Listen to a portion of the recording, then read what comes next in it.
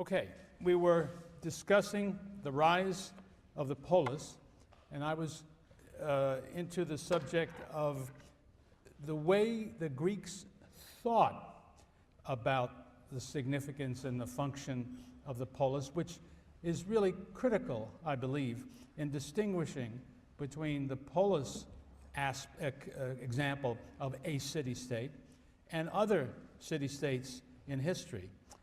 It's the notion of what the function of that state is, I think, that is most striking. I was about to tell you last time about the poet Hesiod, who lived in a little town in Boeotia to the north of Attica. He describes himself as a farmer, and in the Works and Days he talks about the quarrel he had with his brother and how he was mistreated, in his opinion, when his brother bribed the barons, the basileis in his area, and cheated him of his birthright. And he quotes a kind of a fable. He says, he is a fool, he tells this fable of the hawk and the nightingale, which illustrates really the doctrine of might over right.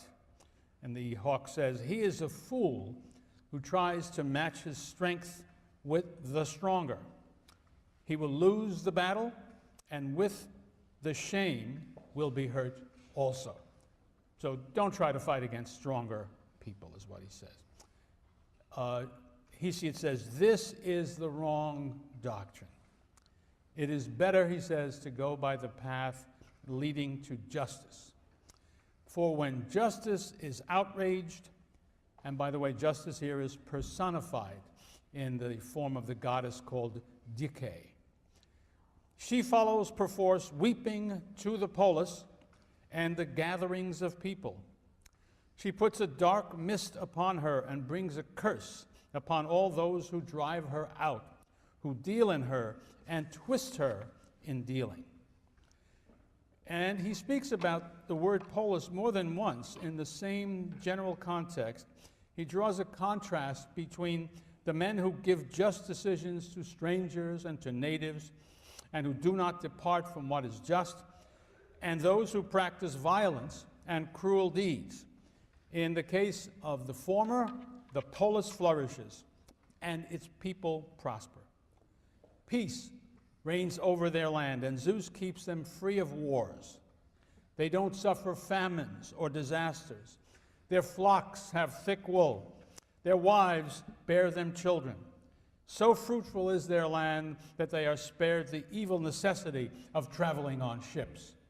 And there you have an interesting point about the Greeks.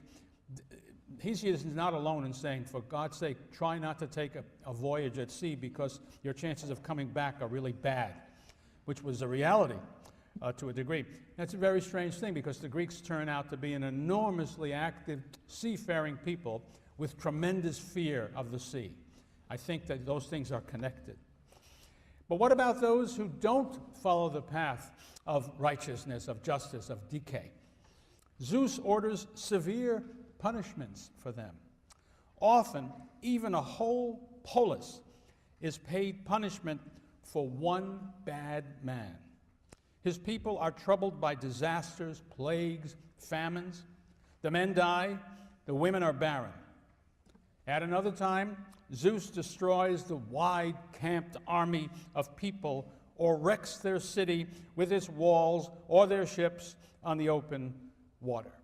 Well, one thing that emerges from these lines in Hesiod is that the polis is already there.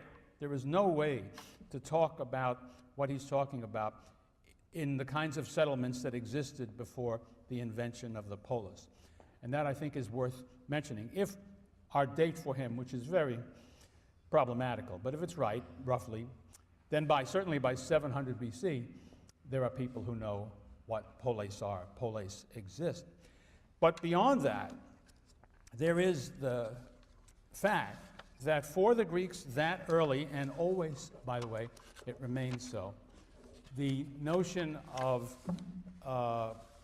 justice is directly connected with the polis. The only place where justice exists or can exist is in a polis. The only way you can lead a good life is if you live in a polis. And when you do live in a polis, of course, you will have to behave justly because, and this is tremendously important, your behavior doesn't affect just you and your family. It involves the entire community. Remember, even one bad man can ruin a polis. That is a very strong statement about the priority of community. And it's very different from the values that we saw in the Iliad and the Odyssey. You cannot imagine, it seems to me, in the world that Hesiod describes, Achilles or anybody else saying, well, you insulted me and so I'm not going to fight anymore for my polis. That would have been inconceivable in this world. Now, so we're on at this, given this information, we are on to the problem that will be a problem for the Greek polis for the rest of its history, and is really a problem to this very day for all people who live in some sort of a civilized community. How to reconcile the interests and desires and well-being of the individual and his immediate family with those of the community at large. They may seem, and probably might even be said to be, different and antagonistic at some point. And when they are, what should you do? For the Greeks, the answer was pretty clear hereafter. One ought to be interested and to take action in behalf of the polis. And we'll be seeing this kind of argument and people presenting positions about it going on into the future. But the positions, nobody is going to be very comfortable, if comfortable at all. It would be a very oddball position to take for the rest of Greek history.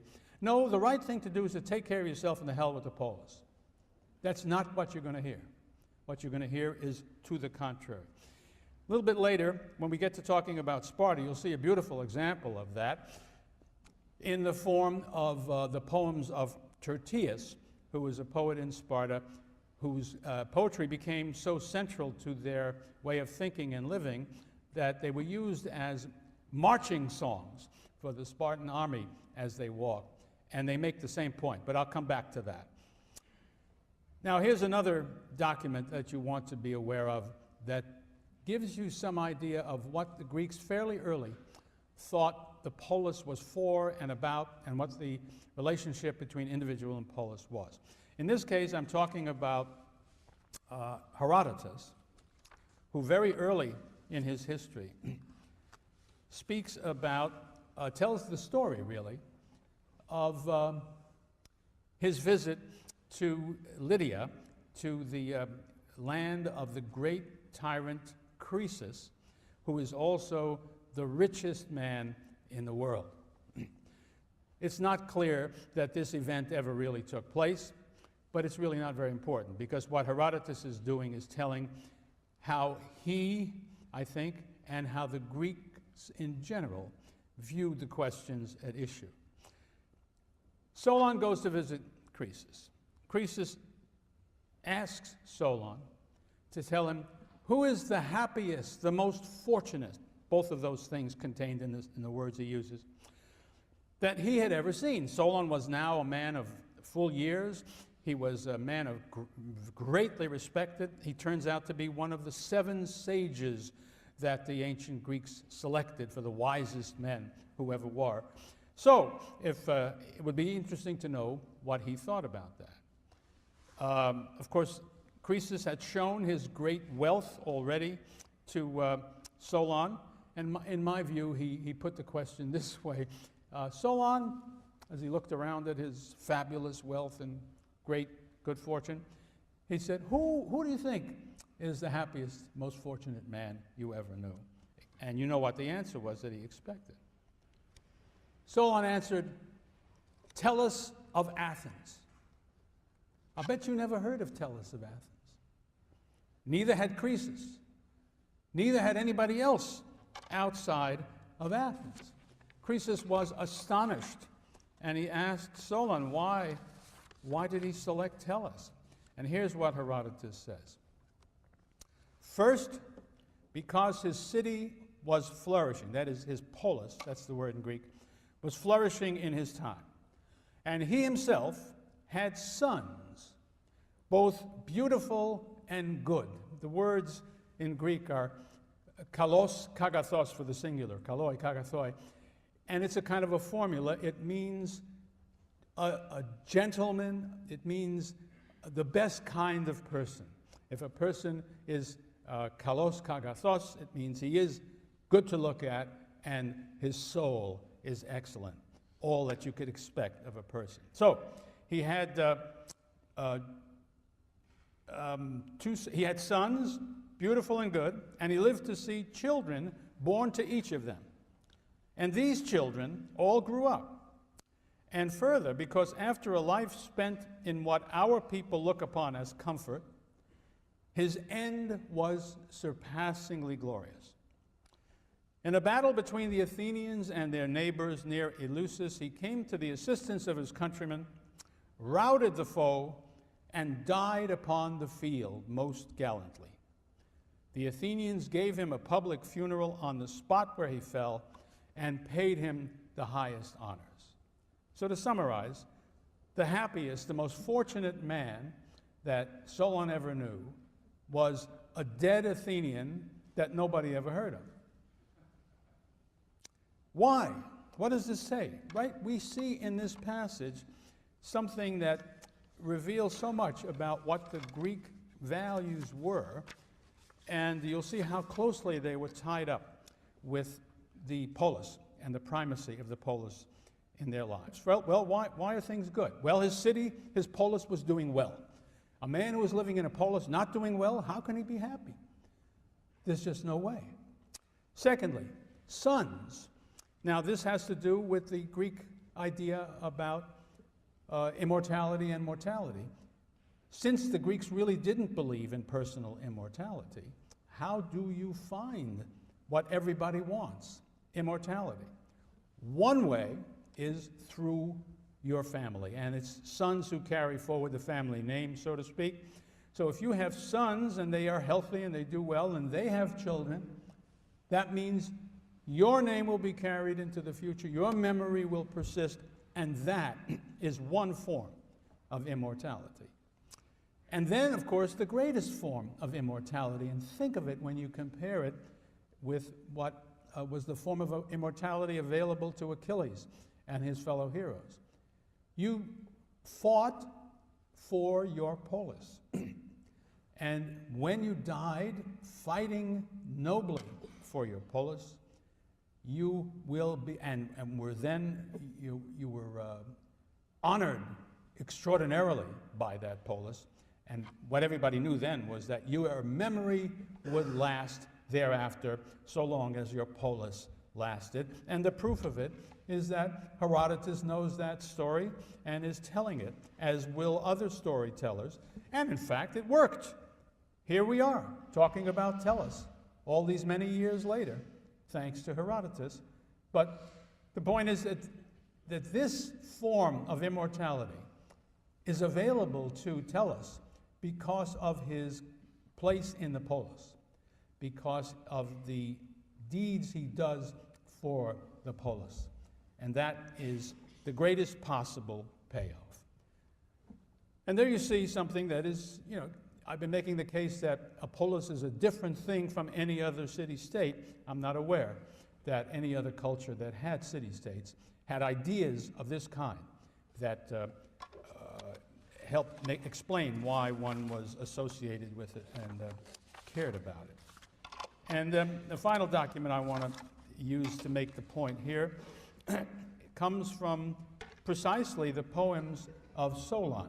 As we shall see later, Solon will be a very important political figure in Athens, and at a critical moment in Athenian history, the Athenians will give him the honor and the responsibility of being the sole public official and to draw up a new constitution, laws for Athens, enormously important job. And in the course of doing that, and in the course of defending himself against attacks after he had done it, he wrote what really amount to political pamphlets to defend his actions and to set forth the ideas that lay under his, the actual laws that he had put forward. And, but as you may know, in writing, the earliest kinds of writing, among the Greeks anyway, but I think this is not atypical, come not in the form of prose, but in the form of poetry.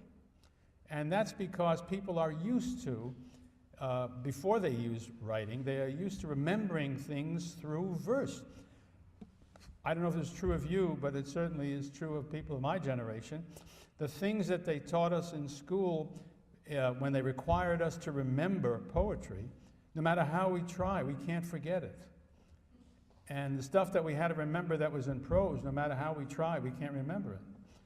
It's the rhythm. I'll bet even all of you can remember songs that you have known all your life, but not other things. So it's a great mnemonic device. But in any case, that's why Solon's pamphlets are written in poetry, and apparently in really good poetry. And so we have his very words. Here is a fragment from one of his poems. So the public ruin invades the house of each citizen, and the courtyard doors no longer have strength to keep it away. But it overleaps the lofty wall, and though a man runs in and tries to hide in his chamber or closet, it ferrets him out. So my spirit dictates to me. I must tell the Athenians how many evils a city suffers from bad government. The Greek word for that is dysnomia. And how good government, eunomia, displays all neatness and order. And many times she must put shackles on the breakers of laws. Now get this. Eunomia levels rough places, stops glut and greed, takes the force from violence. She dries up the growing flowers of despair as they grow. She straightens out crooked judgments. Remember those crooked judgments that Hesiod complained about? Well, the polis straightens out crooked judgments, gentles the swollen ambitions, and puts an end to acts of divisional strife. She stills the gall of wearisome hate, and under her influence, all life among mankind is harmonious and does well. Wonderful. Where do all these good things come from? From God? No. They come from the polis, when its laws are good, and therefore when the government that it provides is eunomia rather than the opposite. He is making a claim here, which is a very strong, powerful one, but which was characteristic of the Greeks, and I want you to take note of it here. He is giving the law and the polis that gives law. It's not merely a negative thing, the way I think modern ideas about law, as for instance represented in the American Constitution, are, which is to say, its function is to prevent wrongdoing, to punish wrongdoing. It doesn't really, well, let me just say what the polis claims to do here in Homer. It claims actually to shape the character of mankind. The polis makes, a good polis with following good laws, makes its citizens better. It not only defeats wrong, but it creates right. And it creates citizens who behave rightly. This is tremendously important because every Greek state that we know about made the claim that that's what it did. No matter what its constitution was, no matter how these differed from one another, the idea was that the state has to make good men, and that for a city to be good, the men must be good. This is very different. If you think about the American idea as an example of the modern way of thinking about these things, and the notion is we can't do anything, the laws can't do anything about making people better or worse. It takes them as they are, and then it deals with them accordingly. But for the ancient Greeks, that was not enough. You could not, if you even think about the Founding Fathers, Madison, Federalist 10, based upon the principle that you can expect that men will do wrong things, and that a good constitution has the role of balancing the wrongs off against each other so as to produce the closest approximation possible to justice. You can only do that by balancing competitive desires that can be thought of as evil. Faction was what they were talking about, and everybody thought faction was bad, but it was inevitable. You couldn't get rid of faction by saying to men, it's not good to be factious. You should think of the whole community at all times. That's not what the American Constitution is about. But it was what the Greek constitutions were about. A polis ought to make men like that. And in fact, there's a great revolution in the political theory presented by the American Constitution, in that it's not the first thing to do it, but it was the first one that was really applied, in turning away, rejecting the possibility that a constitution could make men better. It accepted the premise that men were what they were, and that the state had to control that by various devices.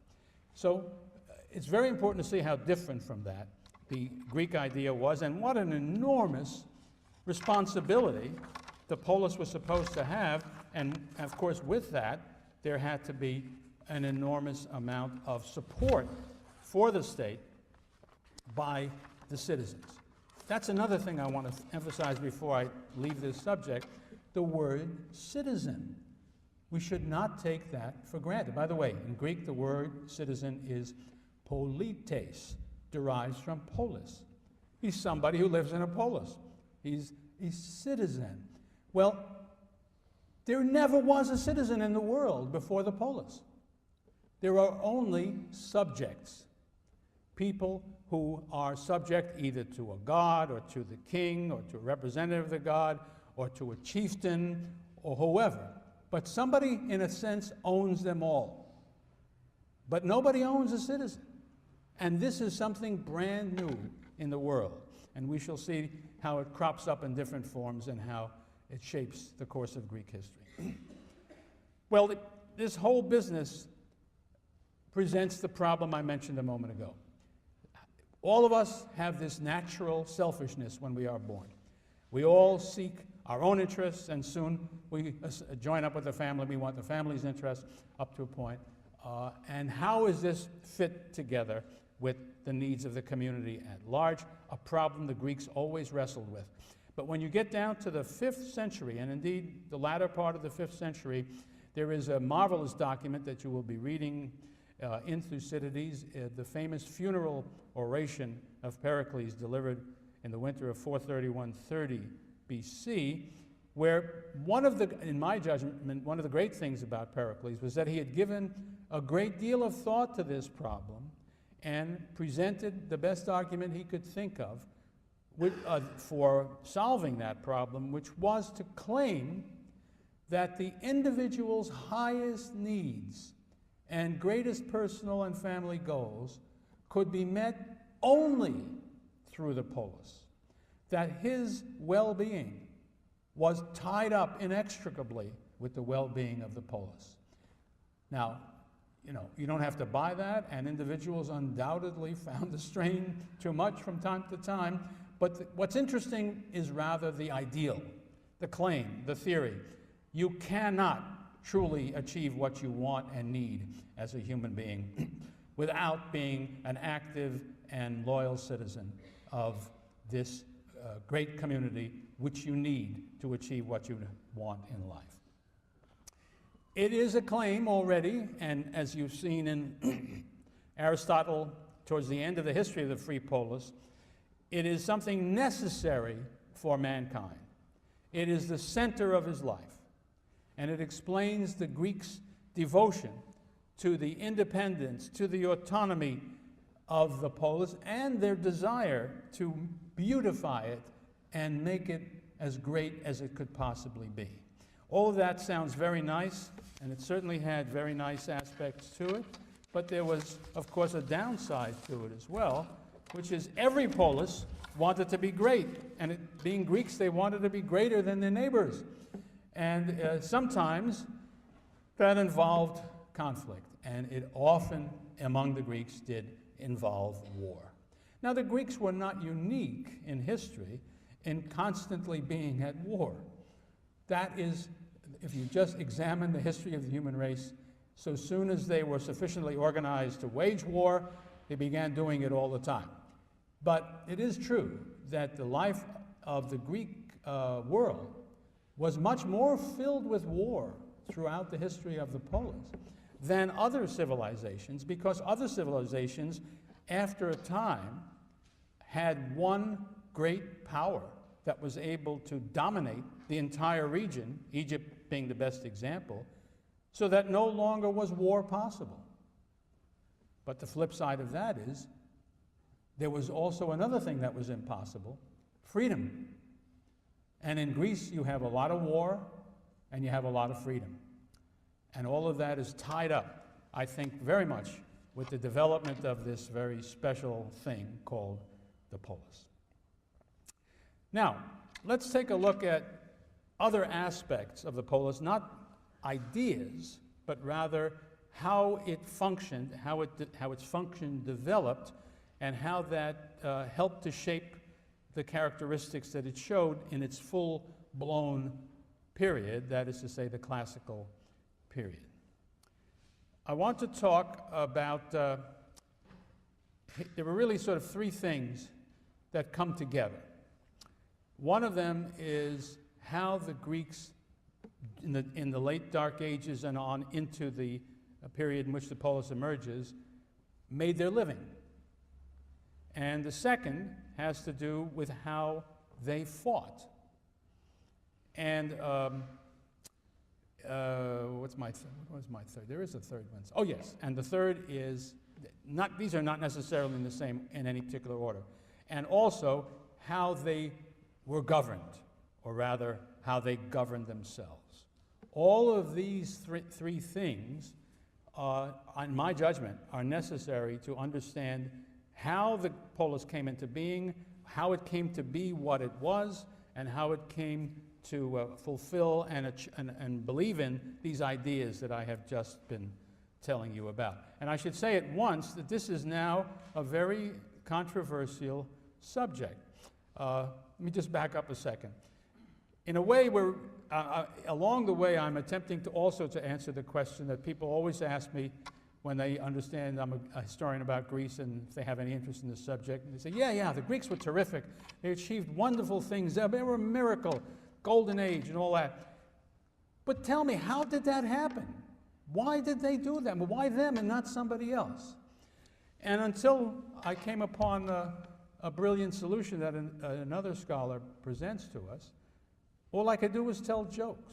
I remember way before you guys were born, there was a TV show run by Sid Caesar, and one of the characters that repeatedly showed up on this thing was a kind of a comic German-Austrian professor of seemingly everything. And then Carl Reiner would interview him on the topic that was allegedly the topic of the day. And on the one I remember best was he was a great aeronautical expert.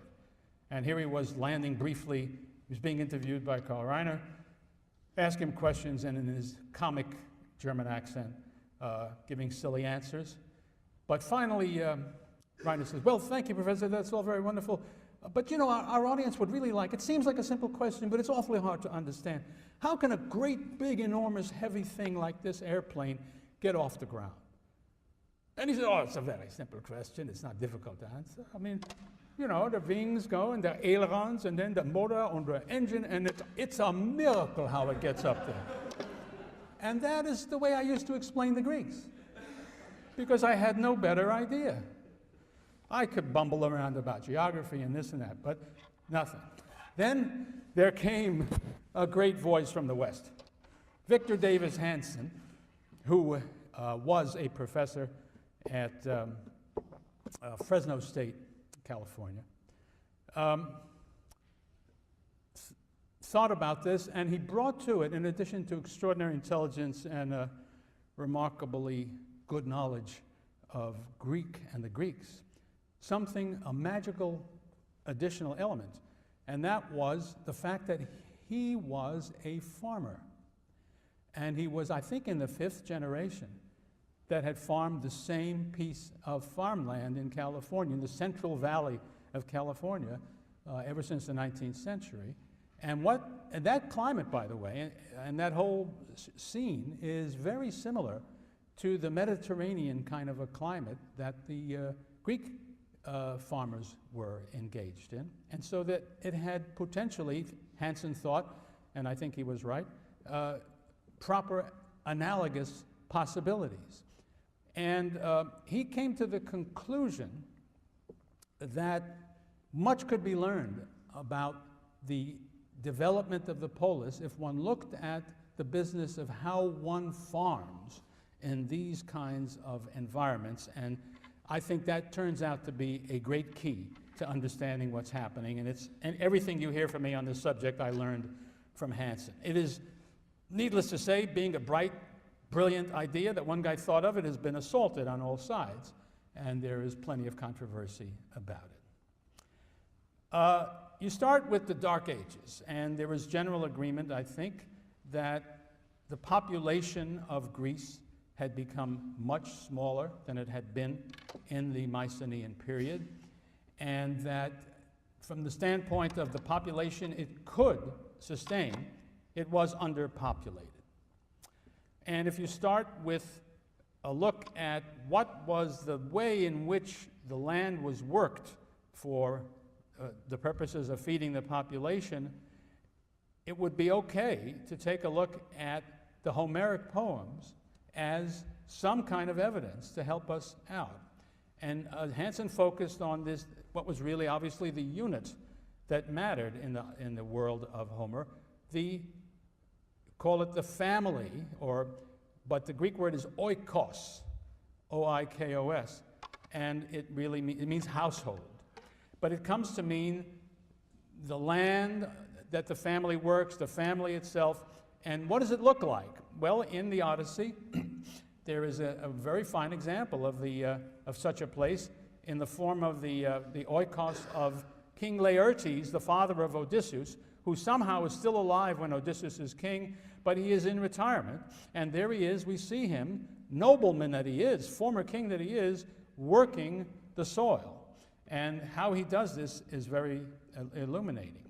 What you have, because he is clearly, according to Hansona, involved in the period after the transition away from an earlier style. But the earlier style pictures rather large estates by Greek standards, with raiding warrior groups going out to make steal what they can.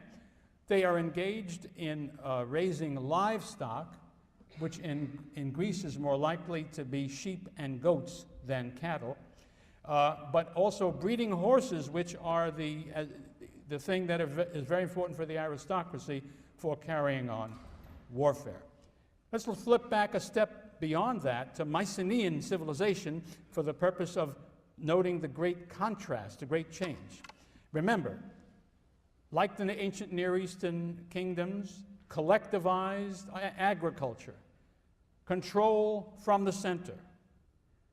The individuals who carry out the farming or the grazing, they are not permitted individual initiative. They are controlled. This civilization, like these other ancient Mediterranean kingdoms, were rather advanced. They knew how to cultivate the grape to make excellent wine. They knew how to cultivate olives to be able to make superb olive oil and how to process them to produce the result. They were engaged in arboriculture. They had fruit trees that produced very well. It was a civilization that was rather advanced in terms of its agricultural skill. They knew the techniques for grafting and improving and domesticating species of grapes and olives particularly. You know, you can't go out there and just plant these things and what comes out is inedible, unusable, until you finally what's the word I want? You have to generate, what do you get when you mix two agricultural things? You have to know how to graft, but what do you get? Hybrids, and in order to improve the category of what you're doing. Well, they could do all that. And that's the knowledge that was in the palace that allowed the kings and his people to send out messages, orders to everybody to do what they did. Now, when the palace civilization collapses, the whole system collapses. That explains in large part why there was such a decline in population, why the Dark Ages were so dark.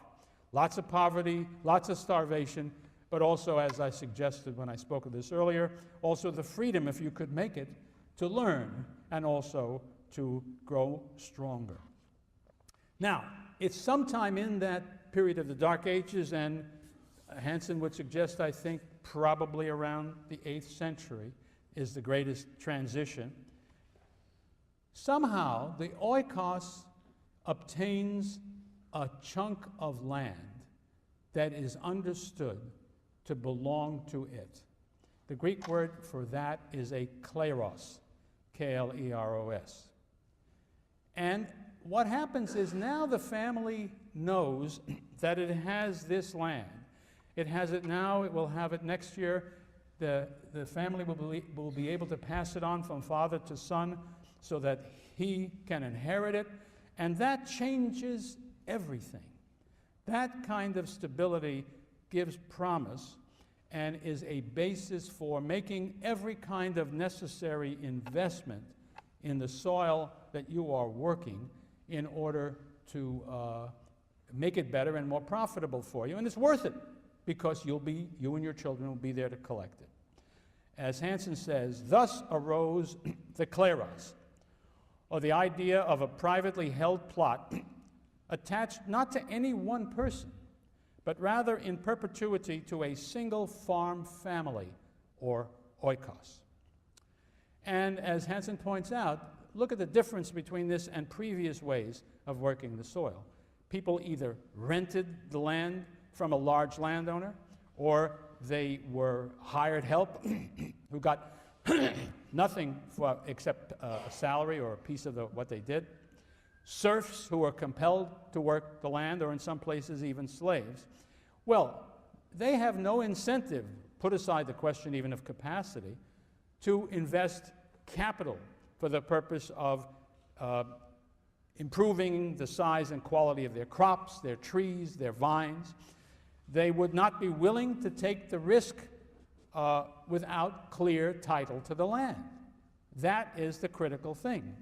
Once they have it and they plant permanent crops, that changes the whole basis of society and the values and the attitudes that go with it. In short, according to Hanson, it is the invention of the family farm that is the critical moment in this very, very important moment in the history of the human race. And there certainly is no example of it that I know of, apart from Greece, when it happens right about this period. You can imagine that this can only happen gradually. None of this happens overnight. But if you think of the time span about 900 to 700 BC, that is when these changes are taking place. I would have guessed at an increasing pace as you go further down the road. And then what happens is the population grows. And for this, the archaeological evidence is very strong. There are getting to be more and more people living on the land of Greece. What do? One of the problems that produces is the more people you have, up to a point, that's good. There are more people who can work to increase the production. But beyond that point, there are more people to feed than the production can produce. And that leads to a desire for expansion of the land available for cultivation. Now, there are a couple of ways that can go. One that was certainly important, and again, it's something that Hanson emphasizes, is what he calls internal colonization. It means, you know, the way these things work, when you are engaged in agriculture, it's natural to go first to that soil, to that patch of land, which is known to be likely to produce the best land, the most fertile, the most best product, the most fertile land there is. So that's where they start. But now, when you need more, you can't just say, I only want the best bottomland there is. You move out to some place that nobody bothered to farm before because it wasn't profitable enough, because you need more land. And so marginal land is brought into play with hard work and ingenuity. And one of the things that Hanson emphasizes, so helpful, you got to be a farmer to understand these things. Not everything that you try works. And the picture, I think the picture he paints of farming reminds us of the picture that Homer paints of human condition as explained in you know, the two jars of Zeus. Most of the luck is bad. It's hard to succeed. And some combination of luck and skill and determination and hard work, all of that will decide which of these farmers will be successful and which will not. And that's an important thing to remember. There will be success and there will be failure. Hanson says, I'm quoting him, the real beginning in the West of individual property holding on a large scale is what he is describing. And he wants to emphasize, Hanson himself has a farm that specializes in grapes for the purpose of producing raisins. I guess all the raisins in the world are produced near Fresno. Isn't that right, Curtis? And he points out that the knowledge of how to do this, of how to grow the kind of grapes you want, viticulture, and also arboriculture. Both of these are learned from Asia. The Asians are ahead, and the end of the isolation of Greece made possible communication, and it allowed this kind of learning. And so you got this picture of some people learning how to do these things very, very well. Everything is farmed in a new way. And let me just give you a picture of what this new farm that Hanson describes is like. There is intensive farming. It's not extensive in the sense, you know, you just have to scatter your stuff over wide fields, the same thing over a great, that's not what it is. Every piece of that soil is necessary. A lot of it can't produce the crop you would most like to grow. So you find another crop that will grow there that can be useful. That's the picture. So you have varied crops. Among them, these are the ones that are typical of a Mediterranean climate. Everybody needs grain. Bread is the staff of life, as you have been rightly told.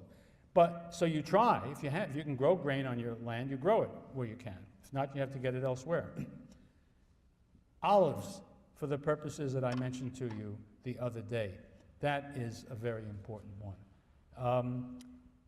Vegetables can be grown many times in places where you could never grow wheat or grain. Fruits from the trees.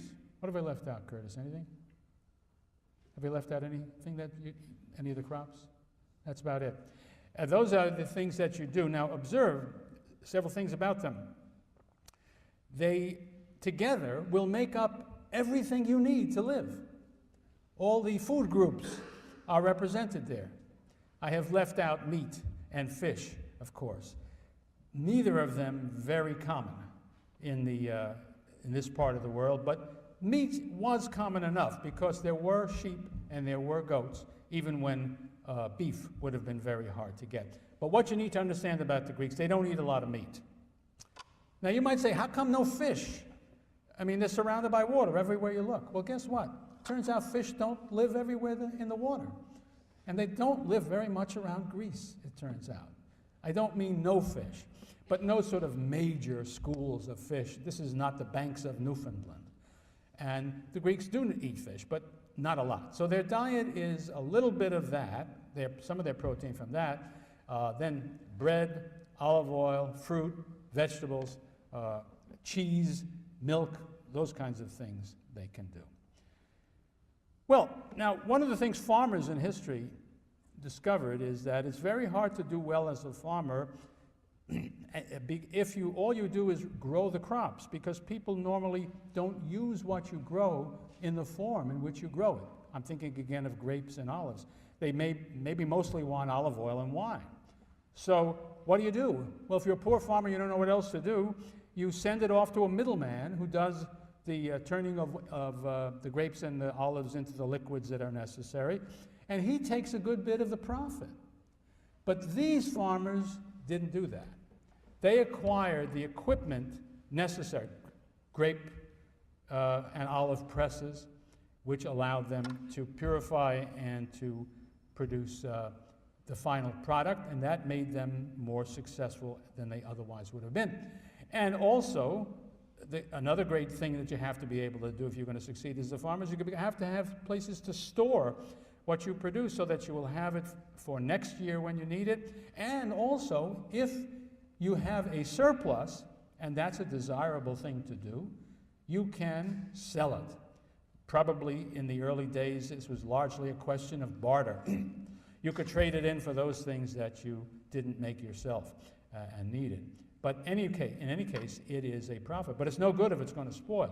And so it's important to realize the role of ceramics, the need to make storage jars that could be sealed very well and preserve the stuff for a very long time. And indeed, they did that. Another thing that you need to understand about these farms, if you're going to grasp their significance for the society that will come, is that they are small, really small. Maybe a typical farm, you might imagine, is maybe 10 acres. That is a very small farm. Some of them, of course, were bigger. There was no regulation about it. But we are talking not about the emergence of an agricultural aristocracy, but we are talking about the emergence of an agricultural community of small family farms. And one of the things that comes with the development of this kind of agriculture as the polis is coming into being is slavery. Now, of course, slavery is as old almost as the human race, and it certainly was already present in the world of Homer.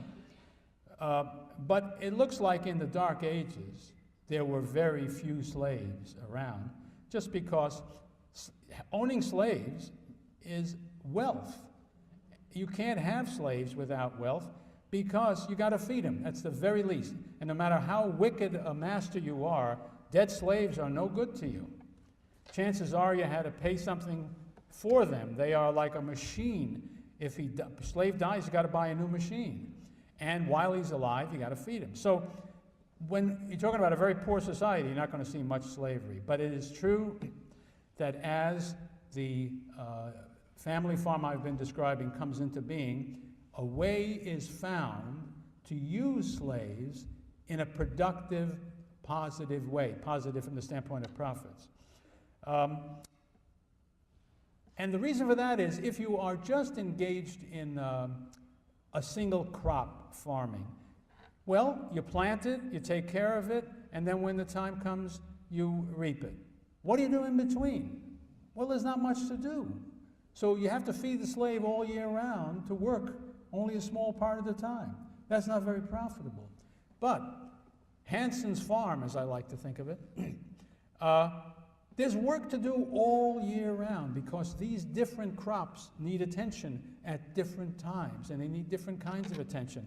And some of them need all kinds of very hard work to keep them going, so that there's plenty of work to be done that is useful and profitable. Therefore, and you will produce enough profit to make it possible, so that these small farms you should imagine as typically having 1 or 2 slaves playing a part in this experience. And the funny, I mean, you should not imagine, when I say slaves, just take out of your mind the plantations of the Old South. Because when you only have 1 or 2 slaves, the master is working right alongside them. doing exactly the same work that they are doing, and also instructing them and telling them what's what. It's probably, if you want to really understand this in a practical sense, it's more as though these guys are hired hands. I mean, they live around, they live in the house, they get fed probably with everybody else, they work with the master, the difference being that they are slaves rather than free men. And that's one of the funny things, is that the emergence of this family farm gives rise to the polis's character as a land in which there is a citizenry, which is to say free men who rule themselves. So the polis will see the invention of freedom in this way, and oddly enough, it is accompanied by the growth of slavery at the same time. Both slavery and freedom come along at the same time in the Greek world. One of the interesting documents we have is a fragmentary inscription from the island of Chios. I think it's in the 8th century. That Hanson points out is relevant here. On it, there is a little language, and it's obvious it's talking about some kind of a town council. This is the first time we have such a reference.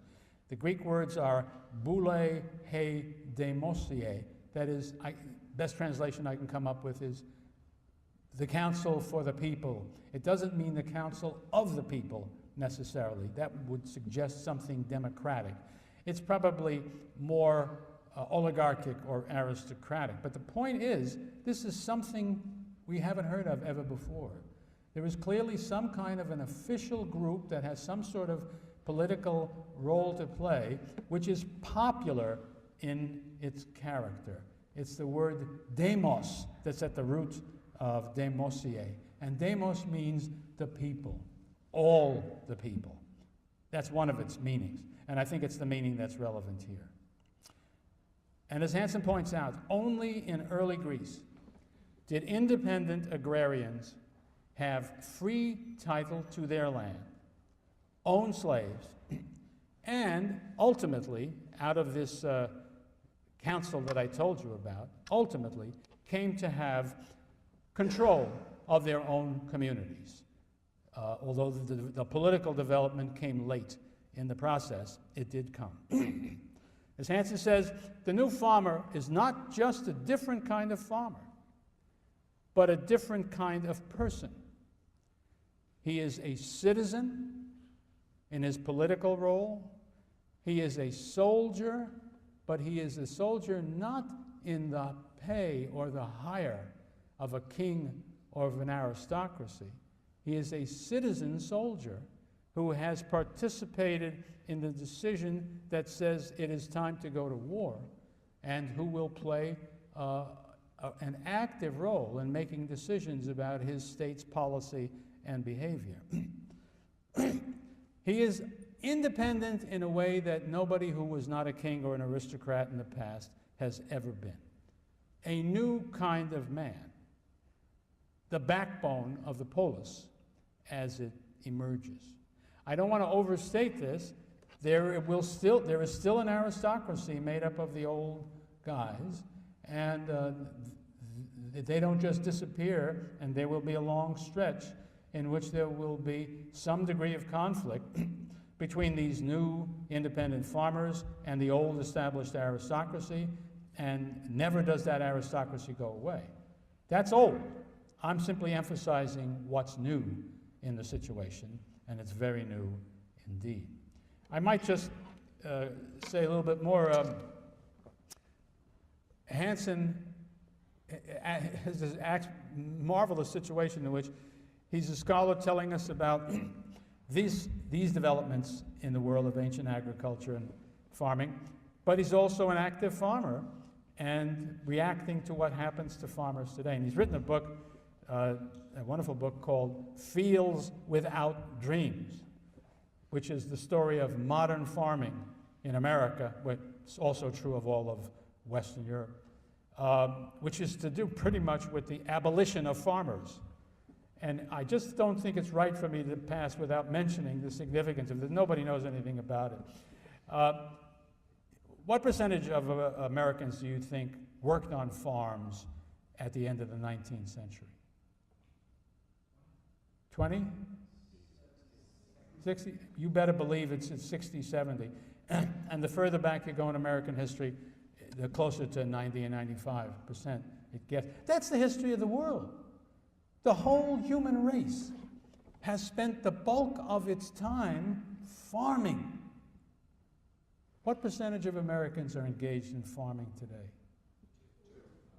Well, the figure I saw last was a number too small to be mentioned. I mean to say you just can't really say how much it is. But all right, 2%. Does anybody know a farmer? How? How come? Just by accident. Still farming? God bless him. Is his son farming? No kidding. Where is this? Fantastic. That's a marvelous thing. Please give him my greetings. But it's kind of a miracle. I don't know any farmers.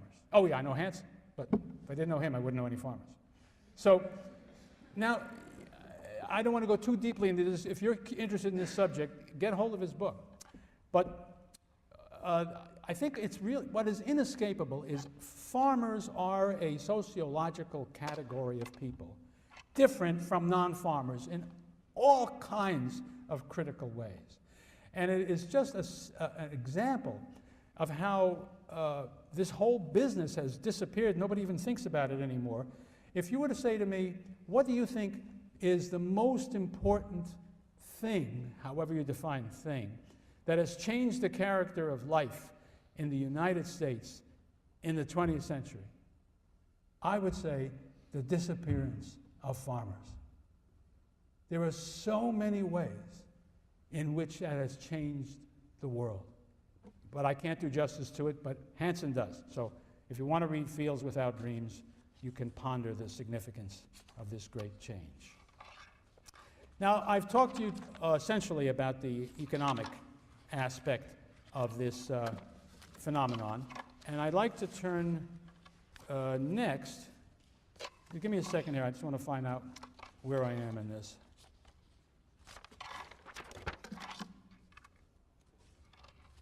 Right. These are all my proofs to tell you, to support all the things that I've already told you, but I'm not going to bother proving it. It'll take too long. Well, I guess the next thing I might mention is in the area of politics. If you look at the world of Mycenae, once again, we've already seen this, you have a despotism of some kind. You have some kind of a lord, I mean a king, if for lack of a better name, a monarch, who fundamentally rules, and everybody is subject to him. He has an aristocracy around him, he has a lot kind of helpers, but he's the boss. And that's what you see in the world everywhere else.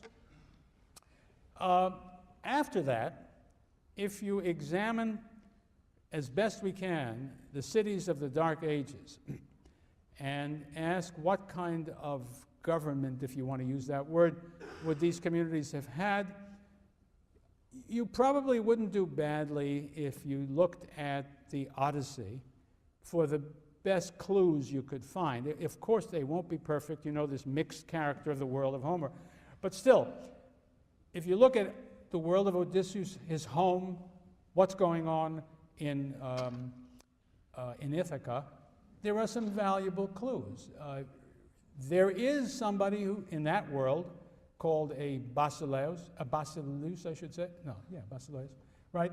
Who is a single individual who was understood to be superior in some way to everybody else. However, he's not very superior to everybody else.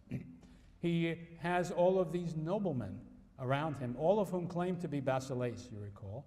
And what a fair way to put this would be that this is largely an aristocratic society. That was our conclusion after we looked at the poems of Homer.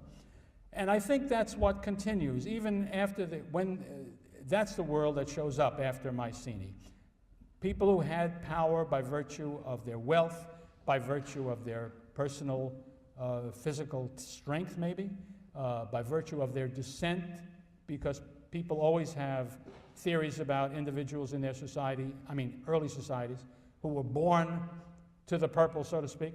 But whatever the criteria were, and birth always was a critical criterion in the days of the aristocracies, you would have aristocracies who would have the practical, the de facto control of things. Well, by definition, an aristocracy is plural, not singular, so how do you make decisions in an aristocracy? And the answer typically is a council. I use the word council, the Greek word is boule, and not assembly, which in Greek comes to be called ekklesia, because an ekklesia is understood to be a gathering of the entire adult male population. And the boule is understood to be not a gathering of the whole, but rather a smaller group who has some degree of authority. And I would have suggested that in the earliest days, they had all the authority that mattered.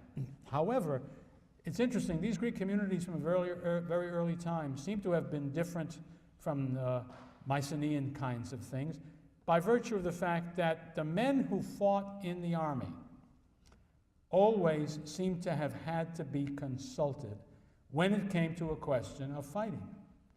And so you always had an assembly, even in aristocratic states. But decisions in general were made by aristocrats. Moreover, the law was interpreted, spoken, and to the degree it had to be, enforced by the aristocrats working through a council in their community.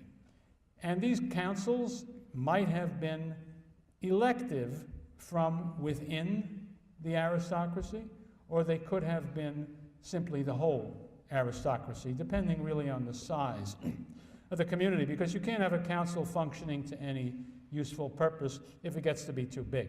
It just becomes something else.